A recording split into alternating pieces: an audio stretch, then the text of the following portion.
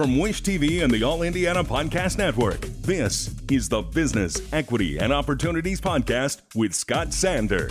Welcome to the Business, Equity, and Opportunities Podcast. I'm Scott Sander. On this episode, Roosevelt Smith, the Chief Technology Officer of Circulus Digital Media. He keeps our tech life safe. He'll share challenges and safeguards that may help you. We share another great success story.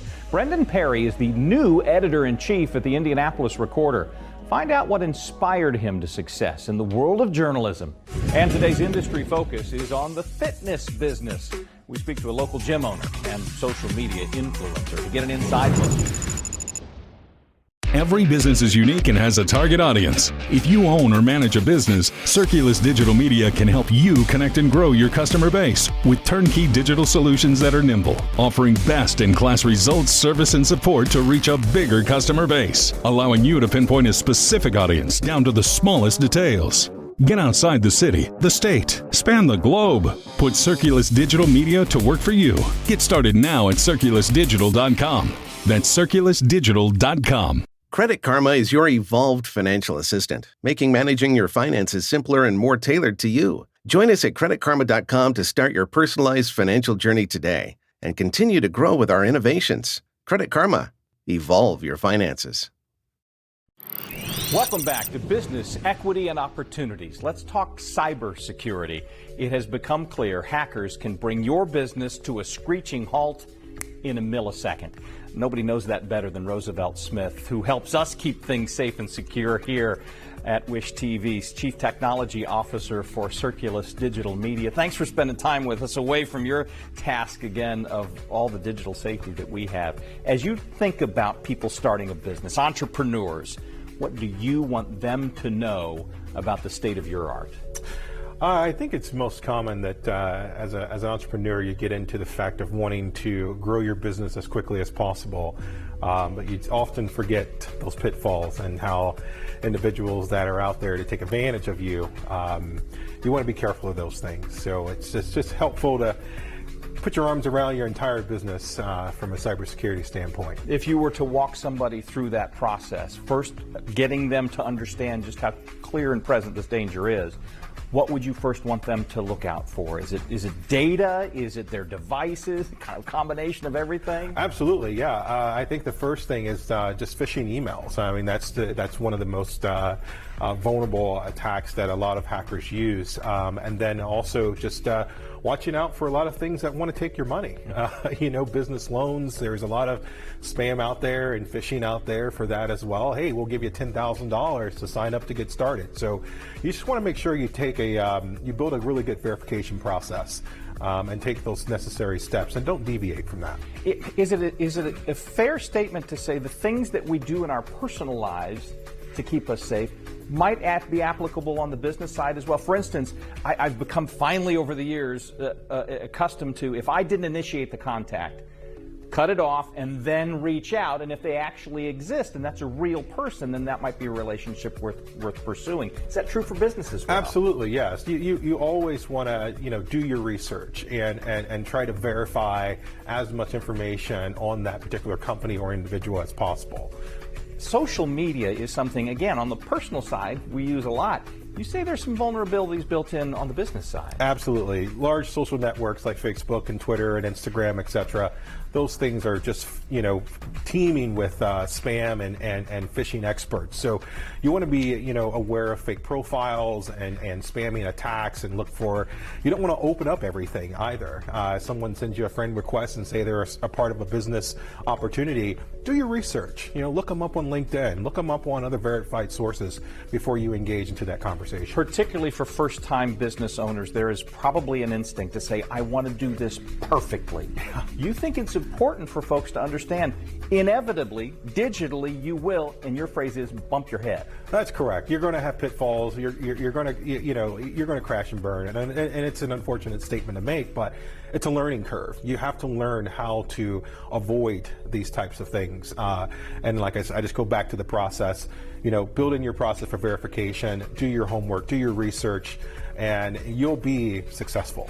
Data is so important. When we talk about data, that could mean a number of things. Correct. But when it comes to the customer relationship, their data is as important, maybe more so than your own data. Absolutely. When you're dealing with consumer data, especially on the programmatic side or on the financial side of things, there are a lot of laws that come into play, both on a state and federal level. So it's really important that you, once again, do your homework, do your research. Cybersecurity Council of Indiana is a great resource to use to understand how to not only store customer information, but also make sure that everything is behind lock and key.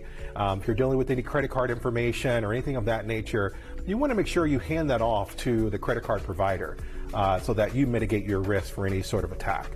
Is there a relationship that you want to develop with your customers so that if they were to say, hey, how do I know that this is going to stay safe? You'll have those answers ready. That's correct. That's correct. Yes. So it goes back to that whole trust to verify process, understanding how to, initially set the tone with your customers and have them make sure that they're at a comfort level where they're willing to share their data with you. On the other side of all of this all sounds very intimidating if it's not part of the world that we're in right now. Correct. It's your world all the time, Yeah. but should it scare someone away from small business, or do you think this is manageable? Oh, absolutely. You can manage this, in one night's sleep, as I like to say it.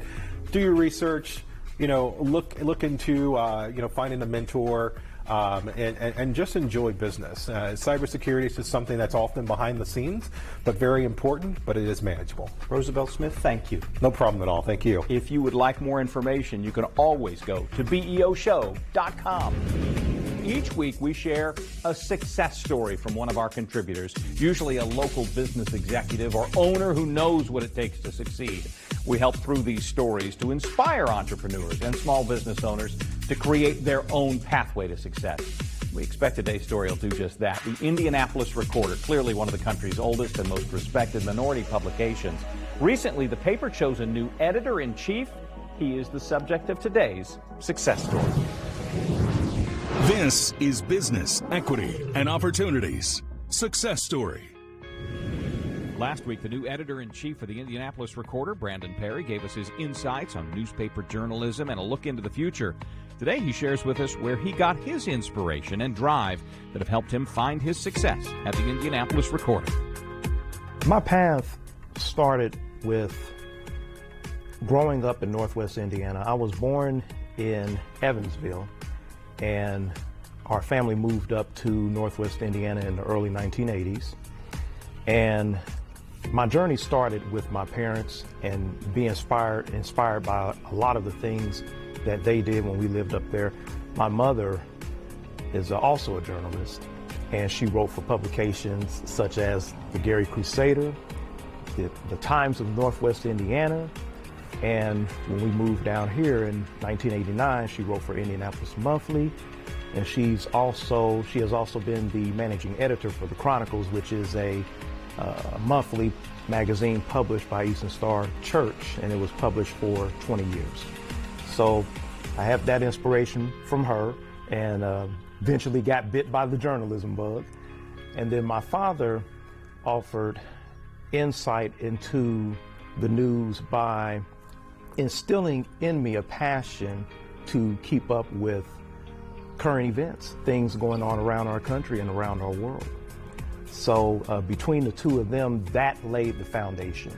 And as I mentioned, we moved to Indianapolis in 1989, just in time to for me to see a lot of great leaders we had at the time, and to see how much the city has changed, over the last 30 years or so. But shortly after we arrived, at a very young age, I developed my own interest in politics and government, and in how institutions can be used to make life better for people. And the first political campaign that I watched extensively, that I followed extensively as a fifth grader, was the 1991 mayoral election between Steve Goldsmith and Louis Mahern. And following that, I've kept up with the 1992 presidential election. So those events sparked a very strong interest in politics. And of course, at that time in the early 1990s, there was the internet, but most people didn't have access to it. And most people did not even have a computer at home. Smartphones forget about it, we were nowhere near that yet as far as, most people. So the main way to keep up with political developments was to, of course, watch the news on television or to read about it in the newspapers and magazines. So that gave me an even stronger love for journalism and even stronger admiration for news reporters. And that led to me being involved in student government in junior high and high school. It led to me taking courses in journalism in high school and going to IUPUI, where I majored in political science, but also took courses in honors English. And, people have told me I have a gift for writing. And they've told me that since high school. I remember a couple of teachers, once I completed a project in their classes, both of them told me, in other words, Brandon, write in your own words, don't use verbatim what's written in Time magazine or Newsweek. And I showed them my sources, and I showed them, I explained to them my train of thought behind what I wrote, and they saw that, these weren't things that other people wrote, these were things that I wrote, and they were impressed with that as hearing this from this teenager. So that led to, as I mentioned, IUPUI. And then while I was attending IUPUI in 2002, I was invited to join the Recorder, and I've been here off and on for 13 years, and it's great to be back. This is an institution in the community itself, and it's been here for over a century, and I believe it could be here for well over another century.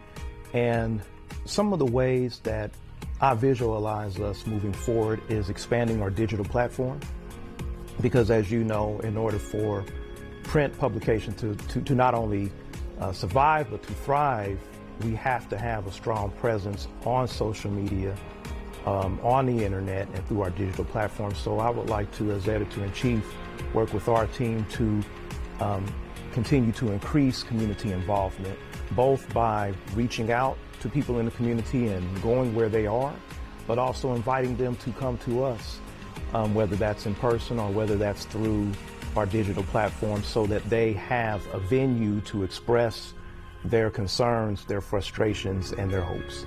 It's always great for those of us in the African American community to jump on every opportunity to not only share news that's unique to our experience, but also to develop solutions to challenges in our community, and challenges that not only face the African American community, but the city and the community at large.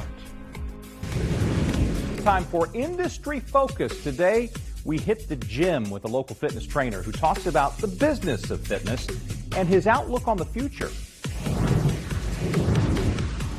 This is Business, Equity, and Opportunities. Industry Focus.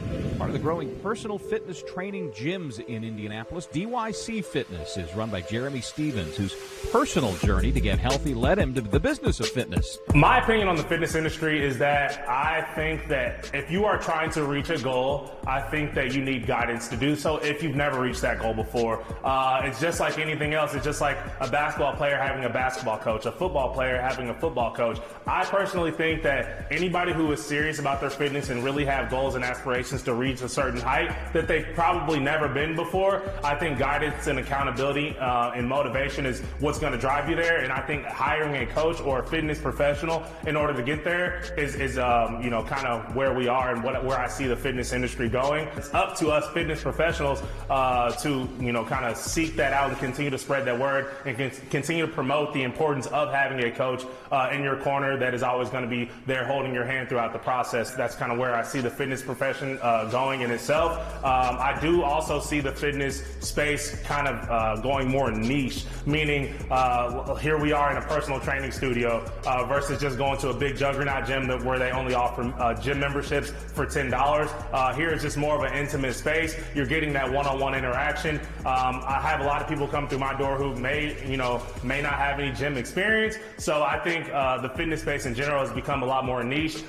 We have different gyms around the area where, they may do cycling, they may do yoga, they may do just personal training versus just a wide variety of things to offer. So, so that's kind of where I see the fitness space going. My dad always says that life moves at the speed of relationships, and it's the same here in the fitness space, especially in this personal training gym. We are building relationships as well as personal trainers. I always like to say that we have a lot of different hats in here. Yes, we're personal trainers. Yes, we're fitness professionals. Yes, we're gym owners. But at the same time, we're counselors, we're friends, we're brothers, we're sisters, we're a lot of different things. And that comes with building relationships. And if you can build that one-on-one progression and relationship, I think that, especially in the niche gyms, it's going to go a long way simply because we are having that one-on-one interaction. And it's a lot harder for the client to quit if they have a relationship with the trainer or the fitness professional, because at the end of the day, we're holding them accountable. We're motivating them. Like I said, sometimes people are coming in here, long days of work, and then they're just coming here to let out a sweat and just kind of get everything out. We're there for that, if that makes sense. So